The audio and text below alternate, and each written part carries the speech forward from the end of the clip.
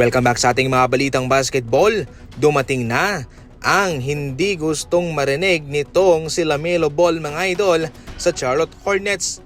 Si Ken Knueppel na sa ngayon ang bagong mukha ng team na ito. Hindi na si LaMelo Ball, pero hindi ibig sabihin na siya iti-trade o papakawalan. Nandyan pa rin naman sila. Pero ang goal sa ngayon ay kumuha ng mga player, kumuha ng mga tulong na siyang babagay kay Ken Knueppel at hindi na kay LaMelo Ball. Napakabilis pong mag-move on itong Hornets, pero syempre meron silang karapatan sapagkat hindi po nila nakuha yung kanilang expectation kay Melo. Sa ngayon ang kanilang rookie na si Ken Knueppel ay nag-average ng 19 points, 5 rebounds, 3 assists, 47% ang shooting sa field and 40% naman sa 3-point line. Isa po itong malaking insulto para kay LaMelo Ball mga idol, pero ganoon talaga. Negosyo kasi ang pinag-uusapan dito at malakas naman siya si Ken Knueppel. Itong si LaMelo Ball, meron pa rin naman siyang chance na maging katulong dito.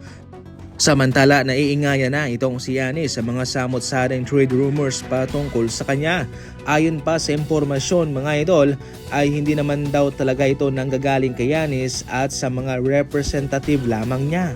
Tila nagmamalinis itong si Giannis at tila kanyang dinedenay ang mga usaping ito patungkol sa kanya.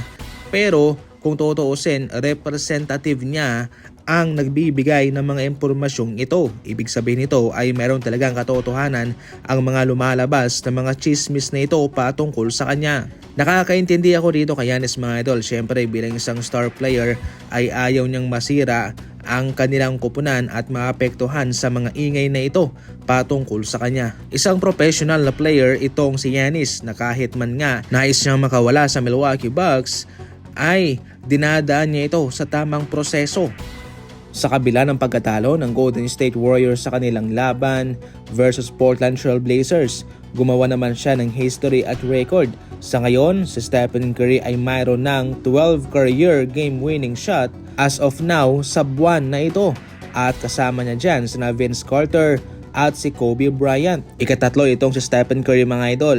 Pero bilang isang aktibong manlalaro, siya ang number 1 since 2013 pa. Nakakalungkot lang na makita mga gantong balita na maganda po ang kanyang inilalaro at bawat laban ay kumakamada po siya ng mga malalaking numero.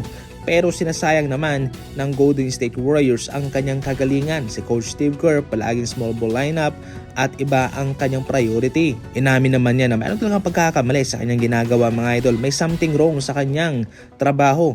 Kaya nasa kanya ang solusyon para maagapan ang mga problemang ito. Pero kung sakaling hindi pa rin, syempre gagawa rin po ng aksyon ang front office ng Golden State Warriors na posibleng ikakasibak niya sa kanyang trabaho.